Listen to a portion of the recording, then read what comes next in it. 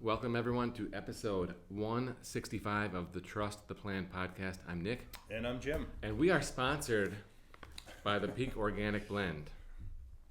That's good. We got to give some love to our sponsors. Yes, you do. If you haven't had it, let us know. It's good. Okay. Today we're going to talk about an article that you read on MarketWatch. Mm-hmm.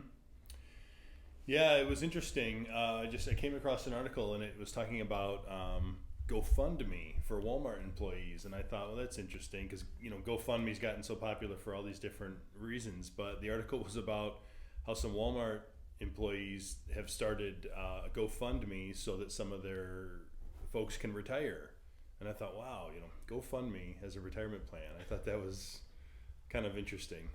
It's like I was driving and I was at a red light and I noticed the car in front of me had their Venmo handle. They just want you to send them money.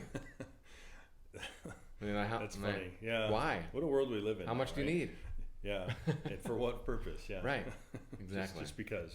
All right. So Walmart people can't retire. Yeah, I think that, they're talking about the Walmart greeter, the 70-year-old, 75-year-old that stands out front. And, it's kind of the stereotypical job for the retired guy, right? Mm-hmm. But they made it seem like some of these folks, they want to retire, but they don't feel like they're close enough. So they wanted to go and start a GoFundMe and see if people wanted to chip in and help make that a reality, I guess.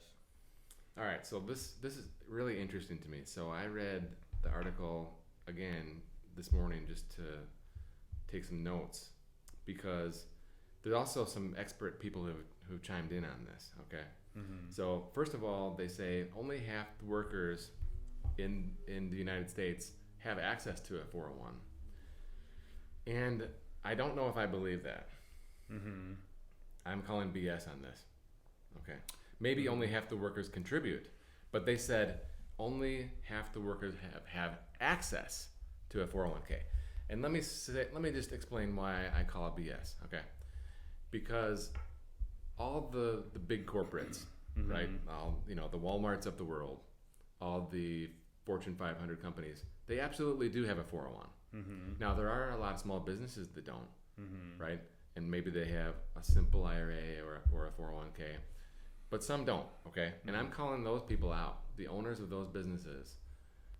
Shame on them for not, mm-hmm. no, I'm dead serious here. Yeah. Shame on them for not offering an easy way for their employees to save for retirement with a matching contribution as incentive.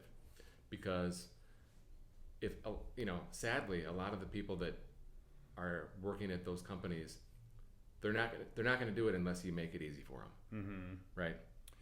Yeah, true. And that's what the article was getting at kind of too, right? Is saying, well, because a 401k is easy, right? But the reality is if you don't work for someone that doesn't have a 401k either, there's other opportunities, right? So to solely blame, corporate America for not having a 401k, like you said, but most of the big ones, they all do. Everybody does. Yeah. So, like in 1985, okay, mm-hmm. I like to pick on my dad. Okay, mm-hmm. In 1985, he worked for a small business, and they set up a 401. Okay, mm-hmm. and no one really contributed, probably because there was not a great match or something, mm-hmm. or people were uneducated about it back then. And after a couple of years, the owner shut it down. Okay, maybe the administrative burden was expensive relative to how many people were putting in. I don't know. Mm-hmm. But in hindsight, all these dozens of employees, right? And what did my dad do? Right? He just took a check. Yeah. Just cashed it out. Take the penalty and everything. Right. And then his only other option for tax optimized savings was a $2,000 IRA. Mm-hmm. So that's not going to get you very far, mm-hmm. right? So this in the 80s was very common, but now it's 2023. Like, come on, man, let's get a 401k going for your employees. Yeah. Okay, it's a 4% cost. Mm-hmm. Okay. And if they do that, then that gives the owner a ton of capacity to put away as much as they, up to the limits as well. Yeah, that means the owner can do more too. Yeah. But let's get back to Walmart and GoFundMe, okay? Because mm-hmm. I have other thoughts. So one of the experts is Teresa Ghilarducci something, and I don't, she says that really this is showing we have a tremendous failure of our retirement system. What do you agree or disagree? I mean, I suppose you could say there's a failure in education because people, if they don't have a 401k, they don't know what else to do. But I think that, that's the thing. You don't have to save for retirement only in a retirement account. Like, I think people look for excuses just to not save. Yeah. And if they don't have a 401k, then, well, I can't save because I don't have a 401k, so I'll just go and spend it on whatever I feel like. So you're blaming the individual rather than the system. Yeah, I mean, I think, like I said, I think the system could probably educate better. I suppose people need to be maybe made more aware that you have a retirement plan or you don't. You need to figure out how to save because take some personal responsibility. You have to have that responsibility to look out for yourself. Yeah. So, like back in the 80s, right? The limits were low, 2000, and I can't remember what the 401 limits were, but now, okay. Let's assume that you do have access to a 401k. $22,500 per person. Mm-hmm. That's $45,000 of tax optimized savings. Mm-hmm. HSA is another almost $8,000. Mm-hmm. So now we're up to like almost $53,000. And this is for the under 50 catch-up people. Mm-hmm. What else? You can do a Roth IRA on top of that, which is another $6,500 each. I mean, we're up to like $60,000 of tax from a systematic point of view. Right. The government is giving you tremendous incentive to save. Mm-hmm. Right? Right. Well, I realize a lot of people can't afford to save $60,000. Like, you got to be really affluent to do that. Mm-hmm. But they've made it easy, so even if you're a much less earner, you can still take advantage of it. Right. And theoretically, if you're a lower earner, your required retirement savings should be less too. Amen. So, cut to GoFundMe. Butch, who's 82, working at Walmart, got $166,000 on his Walmart GoFundMe, and guess what? Dude is retired now. Okay, it worked for him. It worked. Yeah. Yep. Also, Carmen, she got $136,000 on the Walmart GoFundMe deal, and she cashed out too. She's retired. Okay, she was 82, but the other one, like, now it's kind of over. These two were the lucky ones. Yeah, no one else is having as much success. Yeah, they're not. It's not working because the gimmick is over, right? Yeah. So I asked our spreadsheet whiz, Preston, who was on the show last week, because, by the way, how was the orthodontist? Because you were gone for like 2 weeks. It felt like it was forever. Yeah. It was a long trip, but Riley has no more braces, and she's happy about that. So wow, it's all good. Did you get your braces off too? No. Never even had braces. Well, then why did it take 2 weeks? Wow, genetics. Yeah, huh? Good genes. Pilot teeth.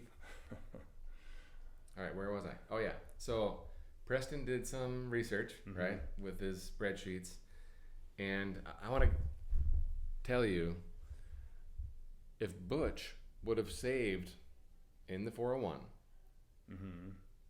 over the last 60 years, from age 22 to 82. Do you want to know how much he would have had to put away each month to get to his 166 that he got on GoFundMe? I'm glad you thought. I really like the way you're looking at that. Yeah, like that. Personal responsibility, right? Yeah, I'm sure it's staggeringly low. Yeah. Ready for this? Yeah. Drum roll. $36 a month. Dude couldn't save $36 a month. Yeah. Instead, had to work till he was 82 and do the GoFundMe. Okay. So good for Butch, but what about the other people that are in the same position? It's kind of too late for them to save $36 a month, and I don't have a good solution. Okay, but we have a pretty good social net, right? So hopefully that holds up for these guys. Yeah. But if you're 22 or your kid is 22, right? Let's learn from Butch. And that's what I was going to say is, this is an opportunity to educate, and, somebody like Butch, right, having gone through it, should say to those grandkids, just start putting something away, Yeah. I mean, $30-some a month during the working years, it should be manageable, there's not too many sacrifices to come up with that. So I think that's a huge takeaway for this. I agree. So I don't know if Teresa, the expert, right? I don't know if she likes the setup, or like I don't know her position on these things because sometimes it's hard to interpret a quote, but she said it looks like 3.9 million more people need the GoFundMe retirement plan. Okay, so that's not going to happen. Okay, there are 2 people and it's over now. Okay, and I'm not doing it. Okay, I like to think of myself as charitably inclined, but sometimes the whole personal responsibility thing is too much for me to overcome. Okay, so I'm not gonna retire. I'm not gonna contribute to the next guy at Walmart who's hoping to use this as the plan, and cash in his lotto ticket, right? But 3.9 million people are like working over age 70 or whatever she says, that are working because they need the money. Okay, and it's probably true. And I just wish that they had the education or better decision making. And sometimes you have all the best intentions and you make all the right decisions and things go bad for you. So it's a sad situation. Yeah, it is, but it was an attention-grabbing headline because it's a different way to think about it. Yep. Okay, well, if you want the GoFundMe retirement plan, we're not a good fit for you. But if you'd like a second opinion on what you were doing, and if you want to know, will you have enough, it would be a great opportunity to have a chat. You can schedule an appointment or learn more at peakwm.com.